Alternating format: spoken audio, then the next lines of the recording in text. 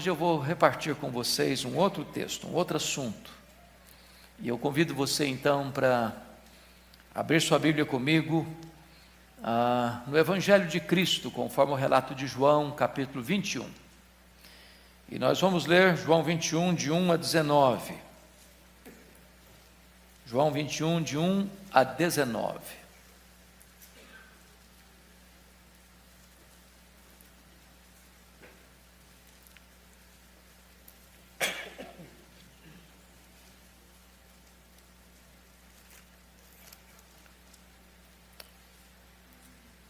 Somente o evangelista João relata esse episódio depois da ressurreição de Cristo. E está escrito: depois disto, tornou Jesus a manifestar-se aos discípulos junto do mar de Tiberíades, e foi assim que ele se manifestou. Estavam juntos Simão Pedro, Tomé, chamado Dídimo, Natanael, que era de Caná da Galileia, os filhos de Zebedeu e mais 2 dos seus discípulos. Disse-lhe Simão Pedro: vou pescar. Disseram-lhe os outros: também nós vamos contigo. Saíram e entraram no barco, e naquela noite nada apanharam. Mas ao clarear da madrugada estava Jesus na praia. Todavia os discípulos não reconheceram que era ele. Perguntou-lhes Jesus: filhos, tendes aí alguma coisa de comer? Responderam-lhe: não. Então lhes disse: lançai a rede à direita do barco e achareis. Assim fizeram e já não podiam puxar a rede, tão grande era a quantidade de peixes. Aquele discípulo a quem Jesus amava disse a Pedro: é o Senhor. Simão Pedro, ouvindo que era o Senhor, cingiu-se com sua veste porque se havia despido e lançou-se ao mar. Mas os outros discípulos vieram no barquinho puxando a rede com os peixes, porque não estavam distantes da terra senão quase 200 côvados, aproximadamente 100 metros. Ao saltarem em terra, viram ali umas brasas e em cima peixes, e havia também pão. Disse-lhes Jesus: trazei alguns dos peixes que acabastes de apanhar. Simão Pedro entrou no barco e arrastou a rede para a terra, cheia de 153 grandes peixes. E não obstante serem tantos, a rede não se rompeu. Disse-lhes Jesus: vinde, comei. Nenhum dos discípulos ousava perguntar-lhe: quem és tu? Porque sabiam que era o Senhor. Veio Jesus, tomou o pão e lhes deu, e de igual modo o peixe.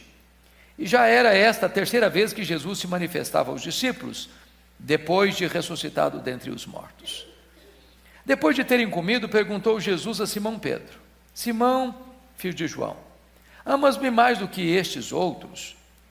Ele respondeu: sim, Senhor, tu sabes que te amo. Ele lhe disse: apacenta os meus cordeiros. Tornou a perguntar-lhe pela segunda vez: Simão, filho de João, tu me amas? Ele respondeu: sim, Senhor, tu sabes que te amo. Disse-lhe Jesus: pastoreia as minhas ovelhas. Pela terceira vez Jesus lhe perguntou: Simão, filho de João, tu me amas?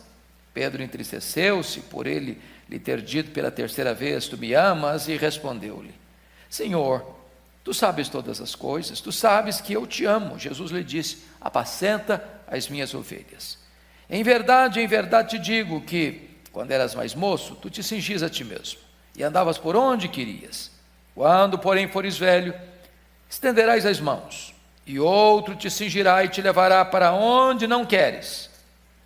Disse isto para significar com que gênero de morte Pedro havia de glorificar a Deus. Depois de assim falar, acrescentou-lhe: segue-me. Amém. Eu quero pedir permissão a vocês para só voltar nesta passagem já na conclusão da minha fala. O meu propósito hoje, nesta noite, é apresentar a vocês o apóstolo Pedro e rever, à luz das Escrituras, como Deus tratou deste homem, como Deus restaurou este homem.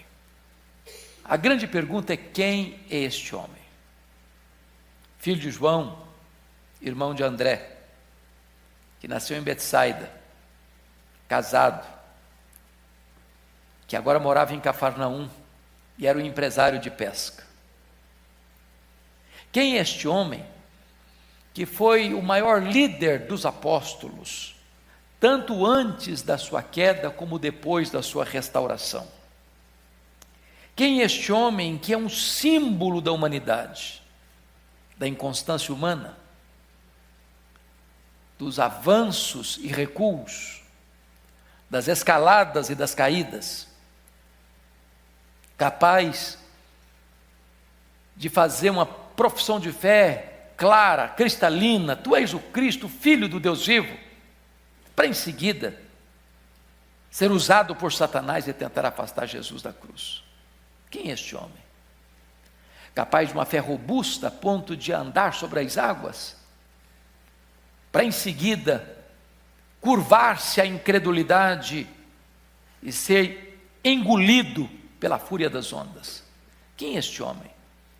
Capaz de prometer a Jesus uma fidelidade inegociável: estou pronto a ir contigo para a prisão e para a morte, para em seguida negá-lo covardemente. Quem é este homem?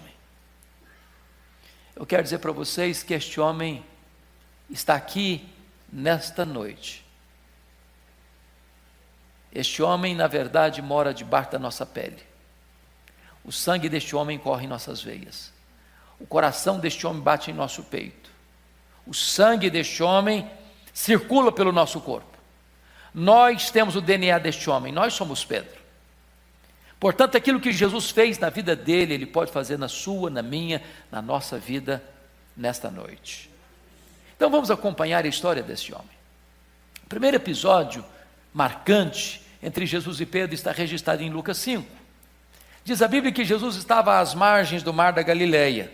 Vocês bem sabem que é um lago de águas doces, de 21 quilômetros de comprimento por 14 de largura, a 220 metros abaixo do nível do mar Mediterrâneo, encurralado pelas montanhas de Golã e as montanhas da Galileia.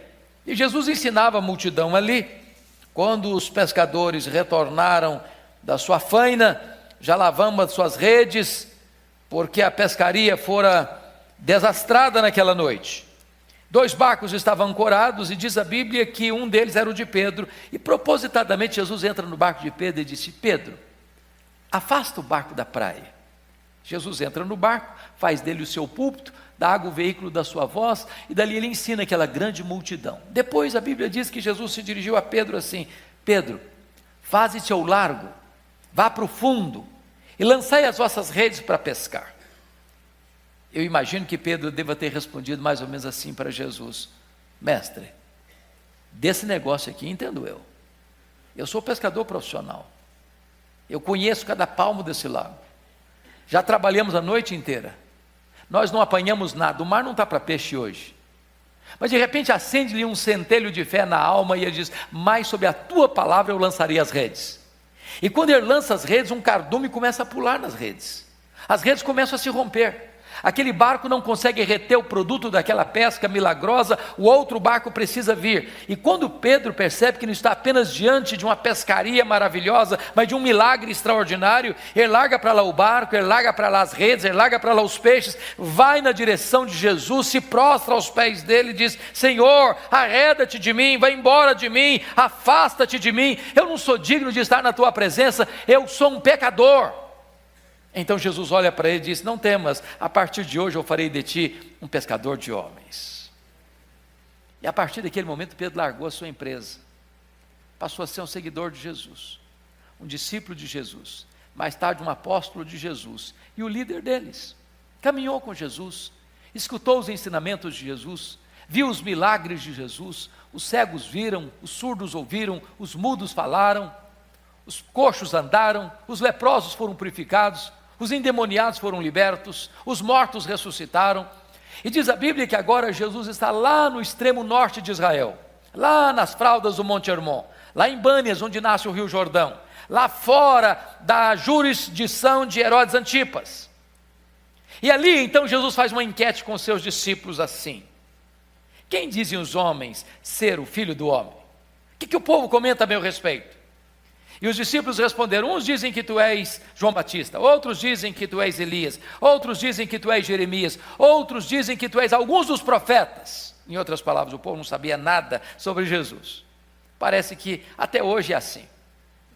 Aí Jesus se volta para eles e pergunta: e vós, quem dizeis que eu sou? E Pedro, que era muito falante, Pedro que não suportava que ninguém falasse na frente dele, se levanta e em nome do grupo responde: tu és o Cristo, o Filho do Deus vivo. talvez até aguardando um elogio de Jesus. Parabéns, Pedro, você é um homem muito iluminado, você é um homem muito esclarecido, você está coberto de razão. Mas não foi o que Jesus disse, não. Jesus disse assim: bem-aventurado és, Simão Barjonas, porque não foram carne e sangue quem tu revelaram, mas o meu Pai que está nos céus. Em outras palavras, Jesus está dizendo o seguinte para Pedro: Pedro, não pense em você, que você sabe quem eu sou, porque você é mais espiritual ou inteligente que os demais. Você só sabe quem eu sou, Pedro, porque o Pai me revelou para você. Porque se o Pai não tivesse me revelado para você, como povo, você também não saberia quem eu sou. E eu também te digo que tu és Pedro, e sobre esta pedra eu edificarei a minha igreja, e as portas do inferno não prevalecerão contra ela. Pois está aqui, meus irmãos, em Mateus 16, 18, um dos textos mais importantes da Bíblia, de cuja correta interpretação depende o futuro do cristianismo. Quem é essa pedra sobre a qual a igreja está edificada? Há 3 interpretações na história da igreja. A primeira delas é que o próprio Pedro é a pedra. Talvez hoje mais de 1 bilhão de cristãos, chamados cristãos no mundo, acreditam nessa vertente hermenêutica. Há uma frase em latim muito conhecida, que diz assim: ubi Petros, ibi ecclesia. Onde está Pedro? Aí está a igreja. A segunda interpretação é que a pedra é a declaração de Pedro: tu és o Cristo, o Filho do Deus vivo. Então a edificação da igreja se dá no momento em que se declara essa verdade, aí está o fundamento da igreja. Mas a terceira interpretação, penso eu, subscrita pela maioria de nós, se não por todos nós, é que o próprio Cristo é a pedra sobre a qual a igreja está edificada. E parece-nos que o texto nos leva a essa conclusão, se não vejamos. Na língua grega, há uma espécie de trocadilho entre a palavra Pedro e a palavra pedra. A palavra Pedro no grego é Petros, e Petros é fragmento de pedra. É uma pedra arrancada de uma rocha maciça. Já a palavra pedra no grego é Petra, e Petra é um maciço rochoso, é uma penha, é uma pedra robusta, sólida, inabalável. Metáfora esta usada apenas para Deus na Bíblia. Então o que Jesus Cristo está dizendo é o seguinte: eu também te digo que tu és Petros, um fragmento de pedra, arrancado de uma rocha inabalável, mas sobre esta pedra, sobre esta rocha que sou eu edificarei a minha igreja. Se não bastasse esse aspecto exegético, há um outro elemento no texto, é o pronome demonstrativo. Todos vocês sabem da diferença entre esta e essa. Se eu estou com a minha Bíblia na mão, eu digo esta Bíblia, mas se eu a coloco no púlpito e me afasto, eu digo essa Bíblia. Se Jesus tivesse a intenção de dizer que Pedro era a pedra sobre a qual a igreja estaria edificada, ele teria dito: eu também te digo que tu és Petros, e sobre essa pedra eu edificarei a minha igreja. Mas não foi o que ele disse. Ele disse: eu também te digo que tu és Petros, e sobre esta pedra eu edificarei a minha igreja. De tal maneira que Jesus está ensinando 4 verdades aqui. Primeiro, ele é o fundamento da igreja. Ninguém pode lançar outro fundamento além daquele que já foi posto, o qual é Cristo Jesus, nosso Senhor, disse o apóstolo Paulo. O próprio Pedro, pregando em Jerusalém, disse que Jesus e não ele é a pedra de esquina sobre a qual a igreja está edificada. Segundo lugar, Jesus não é apenas a pedra fundamental, ele é também o dono da igreja. Eu edificarei a minha igreja. A igreja não tem dono, a igreja não tem caudilho, a igreja não tem chefe, a igreja só tem um dono, e esse é Jesus, porque ele a comprou com o seu próprio sangue. Terceiro, Jesus é o edificador da igreja. Ele diz: eu edificarei a minha igreja. Quem edifica a igreja não é você, não sou eu, não somos nós, é o próprio Cristo. É ele que acrescenta dia a dia os que vão sendo salvos. Nós poderíamos reunir todo o nosso conhecimento e nós não produziríamos sequer um convertido. É ele quem faz essa obra. Mas em quarto lugar, ele também é o protetor da igreja, e as portas do inferno não prevalecerão contra ela. Não tem pobreza, não tem perseguição, não tem fornalha, não tem martírio, não tem demônio que possa destruir a igreja do Deus vivo, porque aquele que a salvou é o seu próprio protetor. Dito isso para os seus discípulos, diz Mateus 16 que Jesus passa por uma nova fase do seu ensino. Agora revela para eles que era necessário que ele subisse para Jerusalém, sofresse muitas coisas nas mãos dos principais sacerdotes, dos anciãos, e fosse morto para ressuscitar ao terceiro dia. Diz a Bíblia que o próprio Pedro, que acabara de declarar que ele era o Cristo, o Filho do Deus vivo, passa a chamar Jesus à parte e diz: vem cá, Senhor, vem cá um pouquinho. E passa a reprovar a Jesus. Tem compaixão de ti, isso de modo algum pode te acontecer. Larga a mão desses pensamentos soturnos, doentios de morte.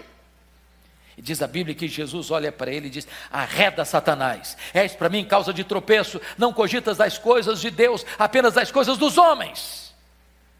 Meus irmãos, convenhamos, se a igreja estivesse edificada sobre Pedro, ela estaria edificada sobre areia movediça, mas ela está edificada sobre uma rocha que não se abala. Mas vamos entender o que Jesus não disse aqui. Primeiro, Jesus não está chamando Pedro de Satanás, ele não está fazendo isso.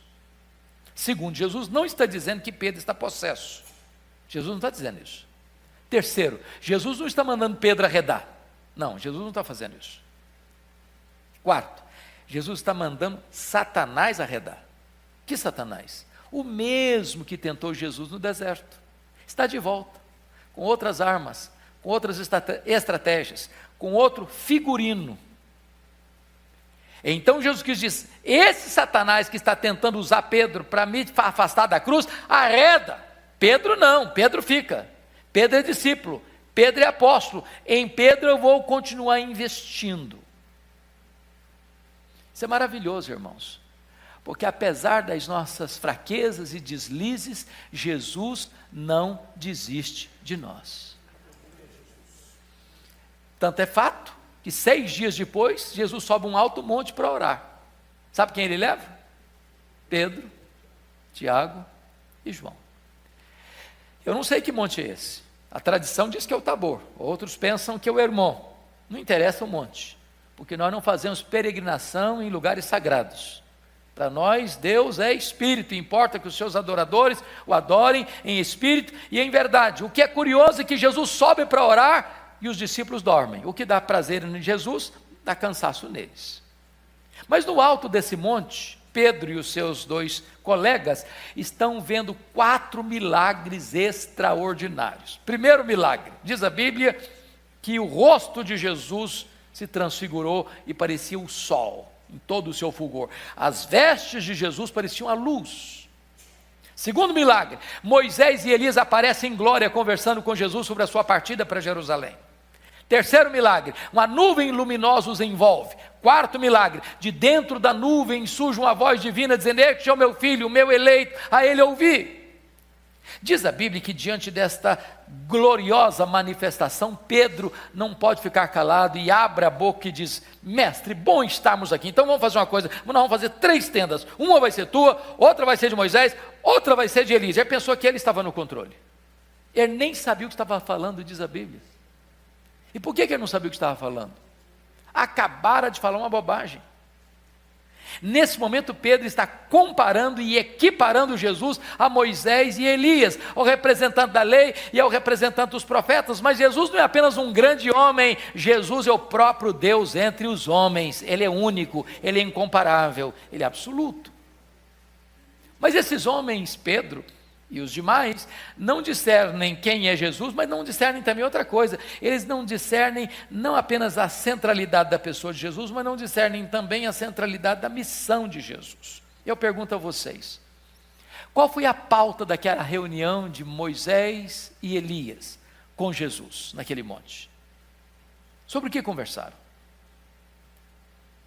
A Bíblia relata isso, está lá em Lucas 9:31. Diz que Moisés e Elias conversaram com Jesus sobre a sua partida para Jerusalém. A palavra partida aí no grego é êxodos, de onde vem a palavra portuguesa êxodo. O que foi o êxodo? A libertação de Israel da escravidão do Egito. Essa partida para Jerusalém tinha a ver com a morte de Jesus. Então o significado é o seguinte: a morte de Cristo em Jerusalém, na cruz, seria o nosso êxodo. Foi na cruz que Jesus rompeu as nossas cadeias, foi na cruz que Jesus quebrou os nossos grilhões, foi na cruz que Jesus nos tornou verdadeiramente livres. Mas notem, quando Jesus desce desse monte, diz a Bíblia que ele cura um menino endemoniado, devolve ao seu pai. Os discípulos não conseguiram fazer isso. Isso provocou angústia no coração de Jesus. Ó, geração incrédula e perversa. Mas, diante desse milagre, diz Lucas 9,43, que todos se maravilhavam do quanto Deus fazia por intermédio dele. Todos quantos? Todos quem? A multidão, e os discípulos inclusive.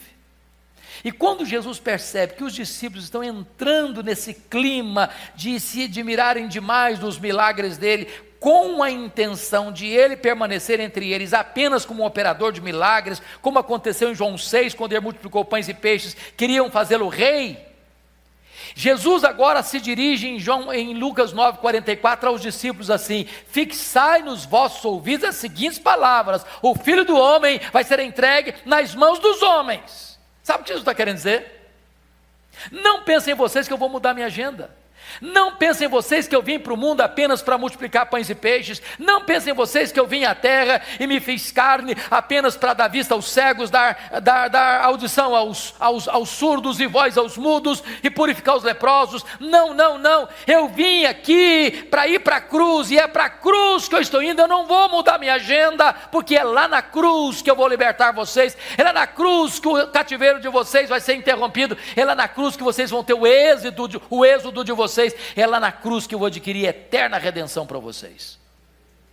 Diz, entretanto, Lucas 9,45, que eles não entenderam isto.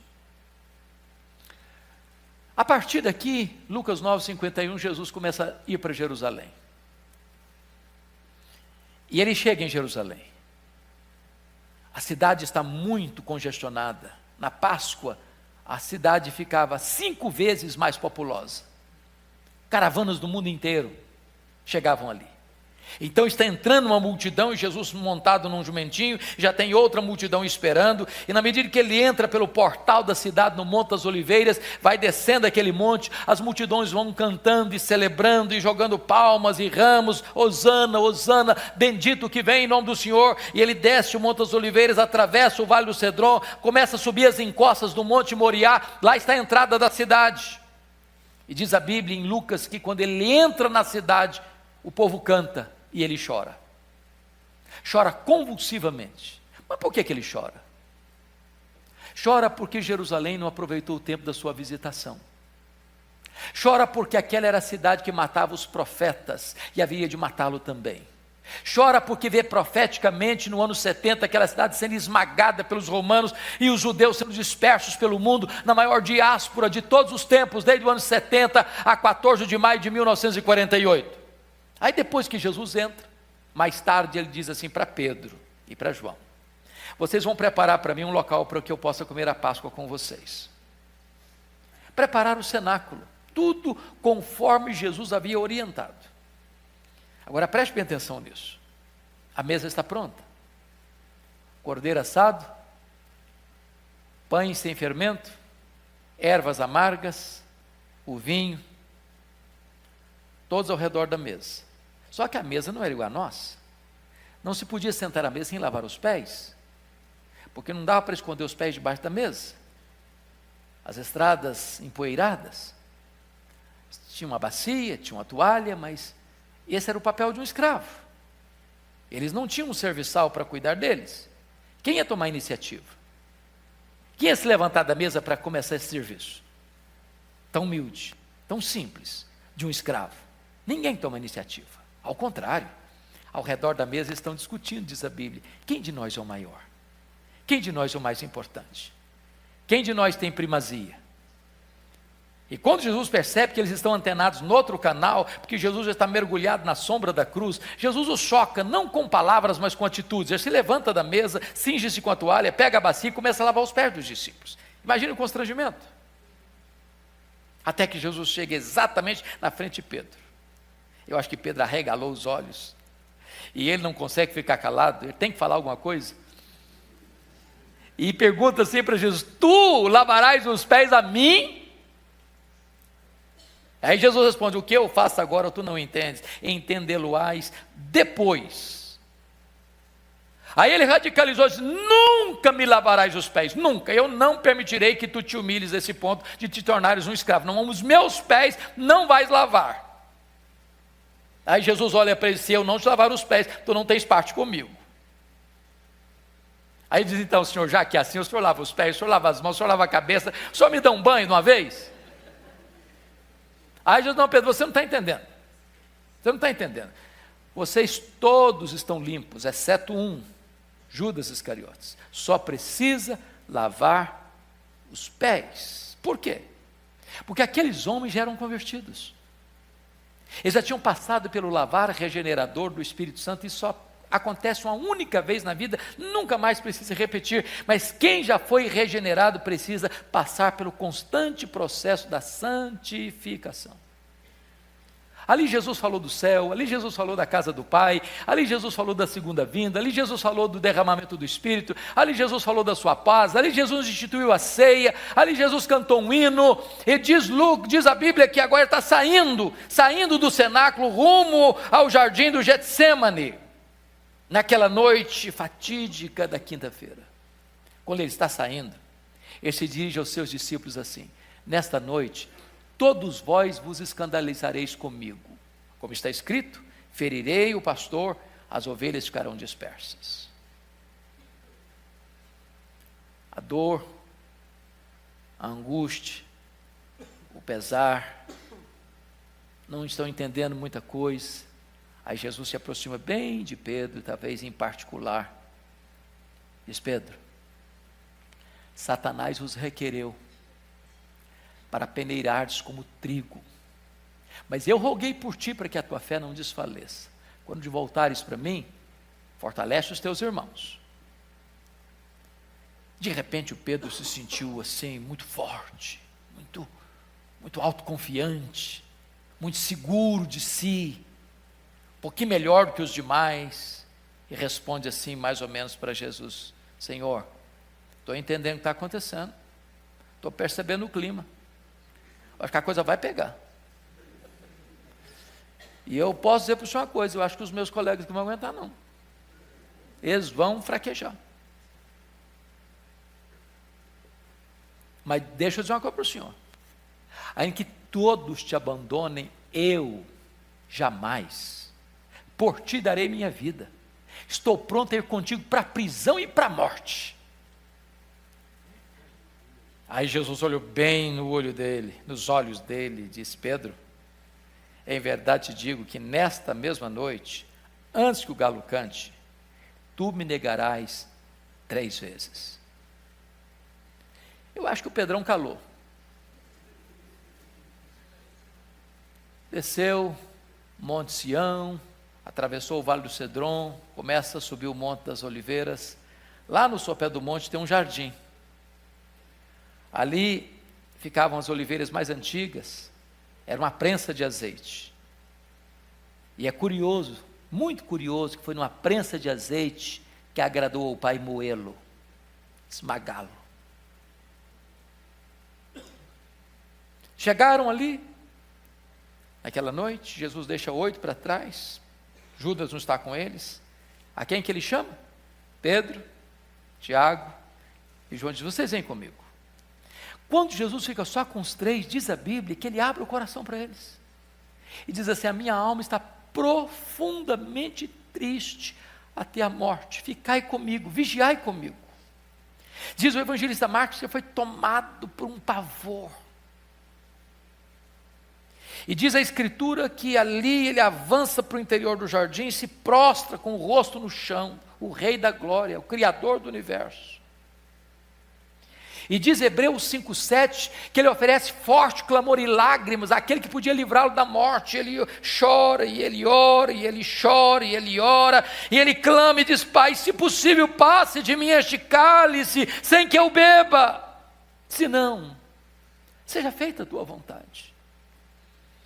Talvez a grande pergunta do Evangelho, das Escrituras, seja essa: que cálice era esse que provocou tanto pânico, tanta angústia, tanta dor no coração de Jesus? Será que a certeza era a certeza que os seus discípulos o abandonariam?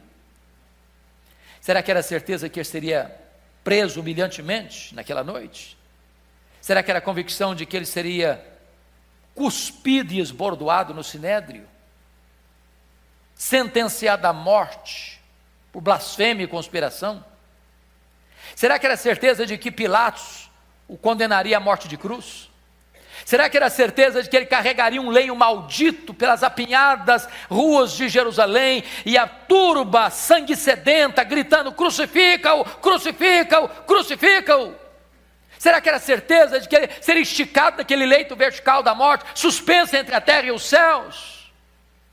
E a resposta é 1000 vezes não. Aquele cálice, irmãos, era muito amargo. Aquele cálice era santa ira de Deus que devia cair sobre a sua, a minha e a nossa cabeça. Aquele cálice era a consciência de que, sendo ele o amado do Pai, ele seria abandonado pelo Pai naquela cruz, e o Pai não podia olhar para ele, ele era todo pecado, não havia beleza nele, até o sol escondeu o rosto dele. Aquele cálice era a certeza de que, sendo ele santo, santo, santo, Deus haveria de lançar sobre ele a iniquidade de todos nós. Era a convicção de que ele, sendo adorado pelos anjos, querubins e serafins, seria cuspido pelos homens e seria feito maldição em nosso lugar. Era a convicção de que agradaria ao Pai moê-lo naquela cruz. Quando ele se levanta dos seus joelhos, volta para os seus discípulos, eles estão dormindo. Aí Jesus não acorda os três, não, só acorda o Pedro. Diz: Pedro, nem uma hora pudeste vigiar comigo? Vigiai e orai para que não entreis em tentação. O espírito está pronto, mas a carne é fraca. Aí voltou para o segundo período de oração. Aí prostra de novo no chão, ora, chora, ora, chora, ora, chora, repete as mesmas palavras, vem um anjo do céu e o consola. Ele volta para os discípulos, eles estão dormindo outra vez. Ele volta para o terceiro período. O anjo não vem para consolá-lo no sentido de livrá-lo do problema, não. Vem para fortalecê-lo para um problema maior ainda, porque agora ele não molha o chão só com as lágrimas, ele molha o chão também com o seu sangue. Repete as mesmas palavras. Mas quando ele se levanta, irmãos, não tem mais angústia, não tem mais dor.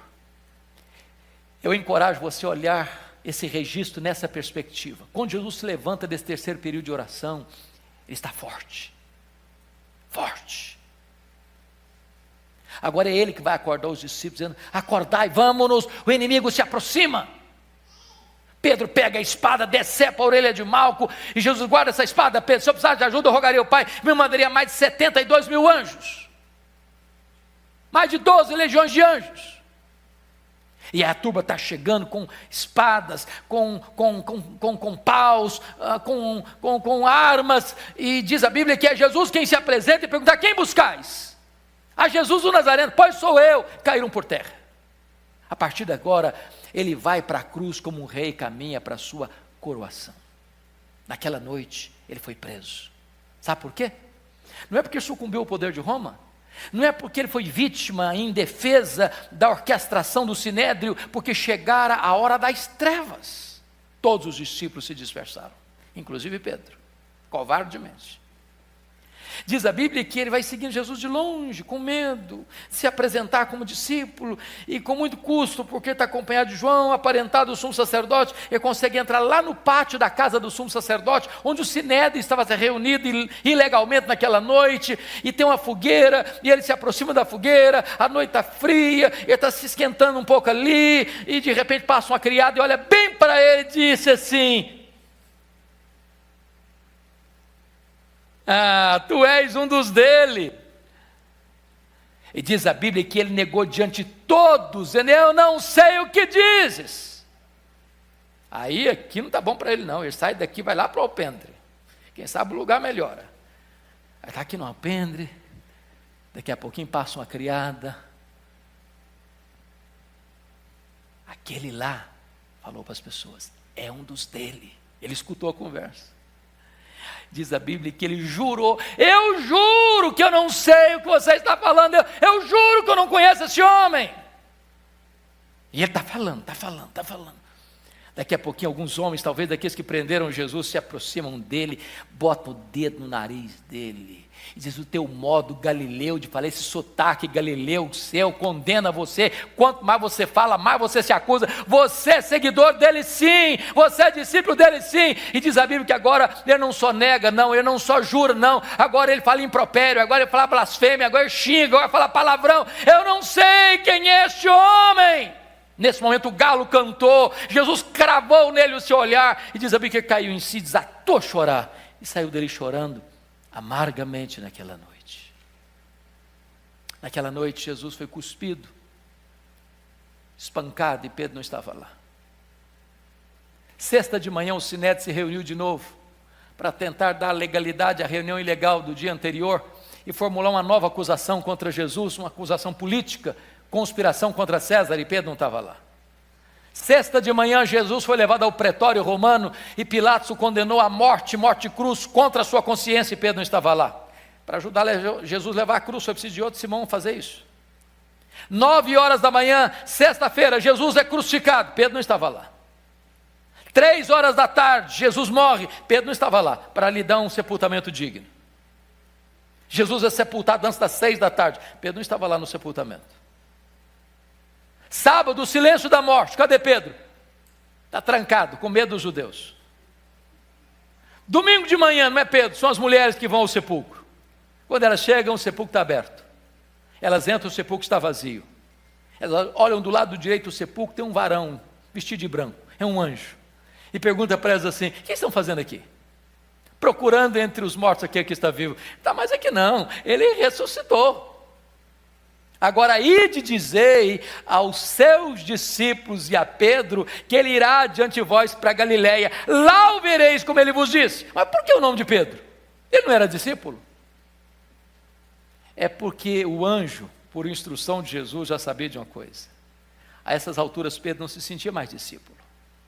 Pedro, Petros, fragmento de pedra, coisa nenhuma, é apenas pó. Apenas pó. Negou seu nome, negou sua fé, negou seu apostolado, negou o seu Senhor.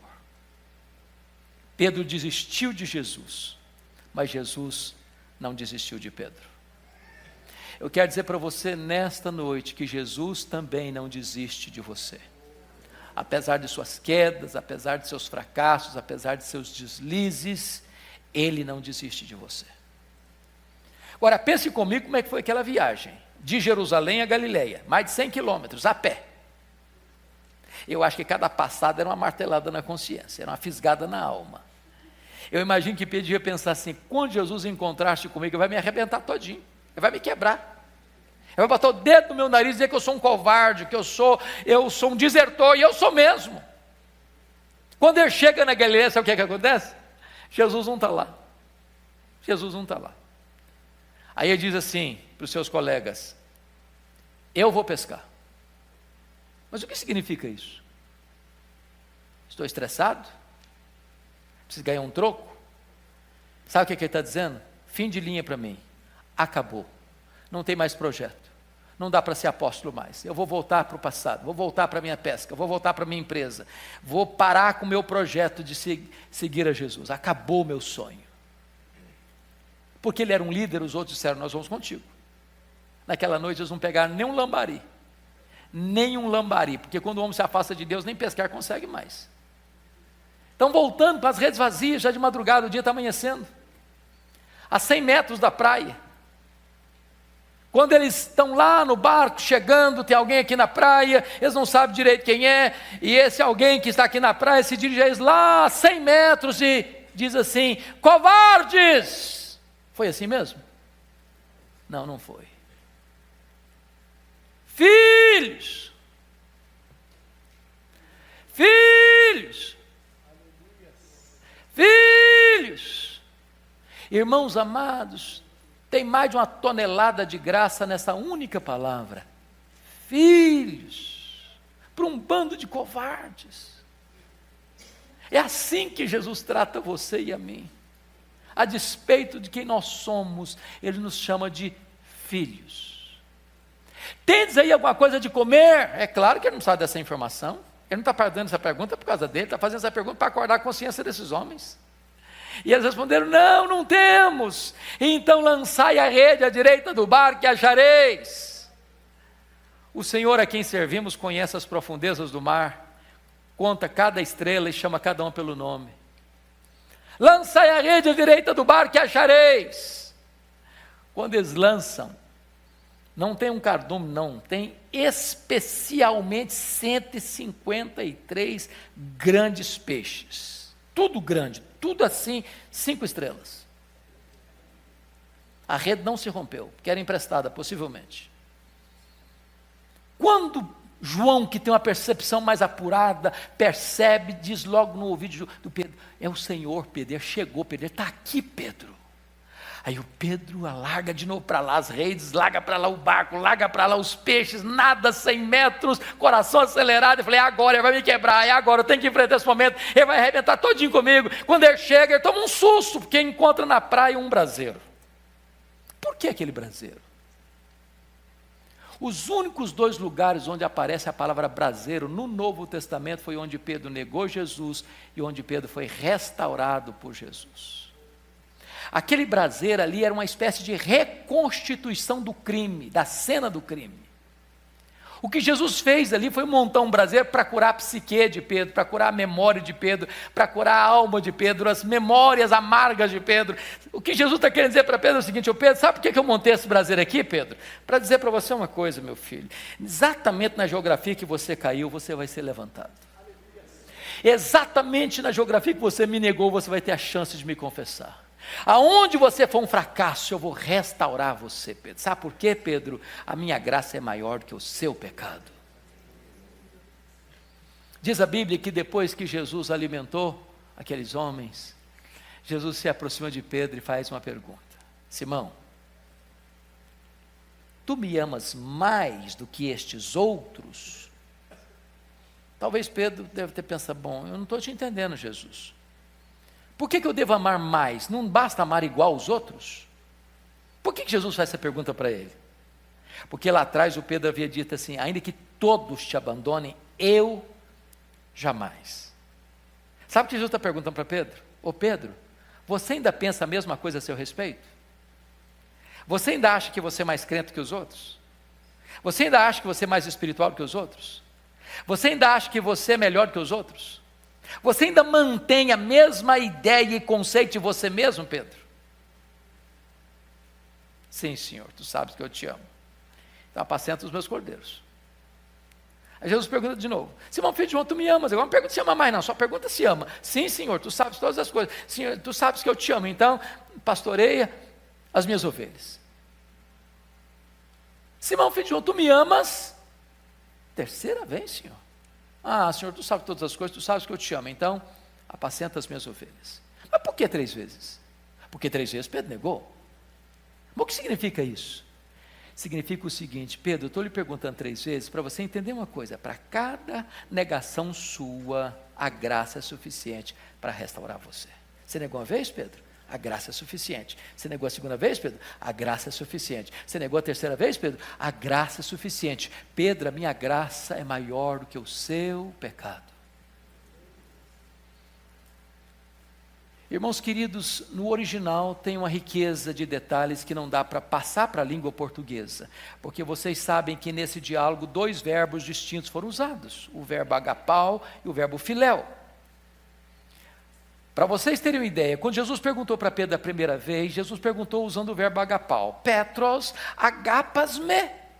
Significa: Pedro, você me ama com amor ágape, você me ama a ponto de dar tua vida por mim, você me ama a ponto de morrer por mim. É isso que significa o verbo agapau: amor que se entrega e morre pelo outro se preciso for. Sabe qual foi a resposta de Pedro? Não, Senhor, amor ágape eu não tenho.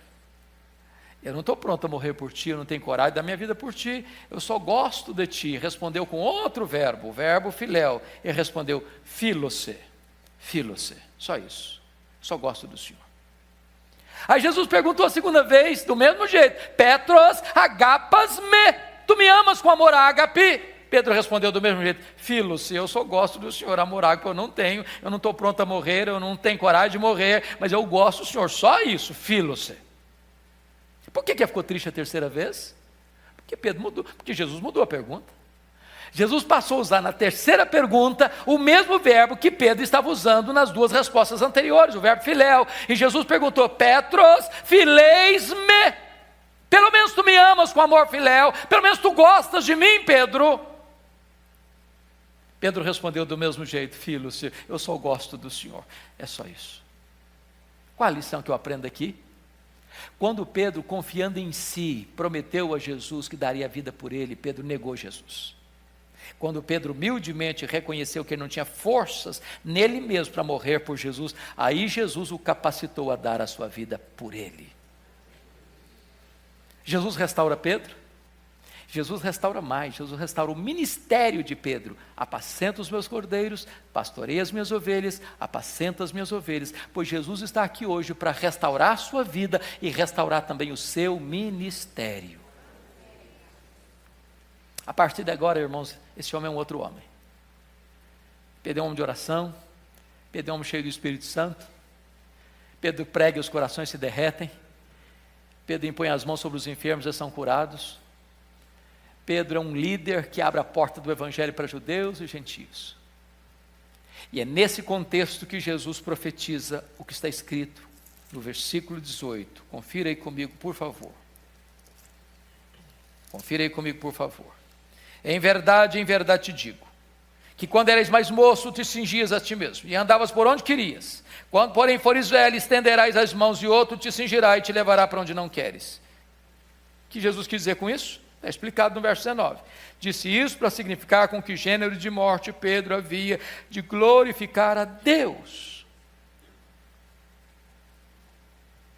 Sabe o que Jesus está querendo dizer para Pedro? Pedro, você lembra que um dia você prometeu dar sua vida por mim? Pois é, Pedro, esse dia vai.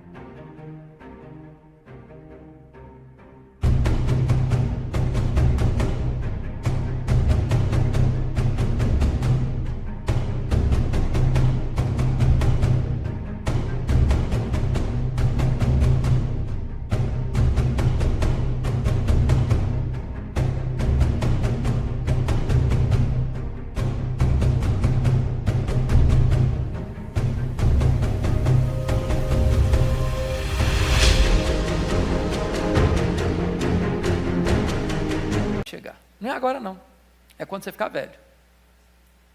Quando você ficar velho, Pedro, sabe o que vai acontecer com você, Pedro? Você vai ser crucificado. Eles vão cingir você, vão pregar você. Sabe o que aconteceu? 17 de julho do ano 64, Nero pôs fogo em Roma.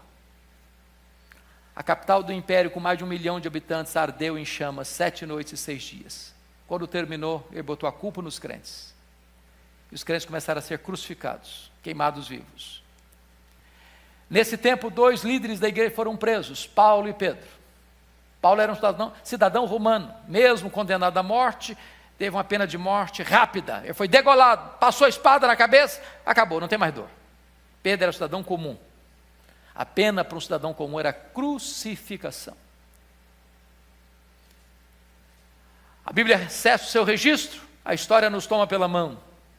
E diz os historiadores que quando chegou o dia da execução de Pedro, para ser crucificado, ele disse para os seus algozes: crucifiquem-me, crucifiquem-me, mas eu não sou digno de morrer como morreu o meu Senhor, crucifiquem-me de cabeça para baixo. E com esse gênero de morte, ele glorificou a Deus. Sabe o que me impressiona? Foi depois que Jesus explicou para Pedro que ele morreria na velhice crucificado, é que Jesus disse para ele: segue-me, segue-me. Não é segue-me para o sucesso, não é segue-me para a riqueza, não é segue-me para os aplausos humanos, é segue-me para a morte, para a cruz, para o martírio. Mas a pergunta para terminar é esta: como é que esse homem se sentiu no corredor da morte? A Bíblia responde essa pergunta. Pedro escreve sobre isso. Então eu termino levando você para 2 de Pedro, capítulo 1, versículos 14 e 15. Porque ele vai contar para nós o que ele sentiu. 2 de Pedro, capítulo 1, versos 14 e 15. Se você notar, tanto Paulo quanto Pedro, os dois tiveram a mesma reação. Quando Paulo estava no corredor da morte, ele disse assim: já estou sendo oferecido por libação e o tempo da minha partida, da minha morte é chegado. Forever lover, in the depths of the darkest night, your love shines through, a guiding light. With every heartbeat I feel your grace, in your warm embrace I find my place. Darling, don't cry, don't shed a tear, for I'll be your fortress, I'll always be near. Though storms may rage and oceans may roar, I'll stand by your side forevermore. Through the trials and the tests we face, our love will endure, it cannot be erased. So dry your eyes, my love, and take my hand, together we'll conquer. Mas não é Roma que vai me matar, não. Eu que vou me entregar. Eu não vou entregar para Roma, não. Vou me entregar para Deus. E tem uma coisa: ainda que Nero me condene à morte como culpado, o que importa é que eu vou comparecer perante o reto juiz, e este juiz vai me dar a coroa da justiça. O que Pedro disse? Olha aqui comigo, versículo 14. Certo, não está com dúvida não, certo de que estou prestes a deixar o meu tabernáculo, prestes a morrer. Como efetivamente nosso Senhor Jesus Cristo me revelou. Profecia de João 21, 18 e 19. Qual a postura dele, qual a atitude dele? Versículo 15. Mas de minha parte. Ele não está dizendo: estou aborrecido, estou deprimido, estou fazendo uma campanha para dizer que eu sou inocente, estou querendo transferir a responsabilidade para Nero, nada disso. Mas de minha parte, esforçar-me-ei diligentemente por fazer que a todo tempo, mesmo depois da minha partida, mesmo depois da minha morte, conserveis lembrança de tudo. Sabe o que esse homem está querendo dizer?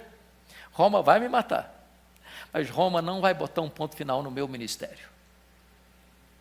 Roma vai calar minha voz, mas Roma não vai impedir que aquilo que eu preguei continue reverberando na mente e no coração de vocês. O pregador morre, a obra de Deus continua. Deus sepulta os seus obreiros e a sua obra avança. Porque o que é importante, irmãos, não é o evangelista, o que é importante é o evangelho. O que é importante não é o pregador, o que é importante é a pregação. Mesmo que o pregador morra, a obra de Deus vai avançar.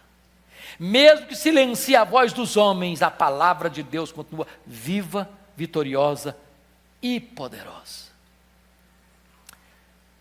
A vida de Pedro, para mim, é um desafio, numa época em que o evangelho está sendo tão diluído, tão comercializado, tão banalizado.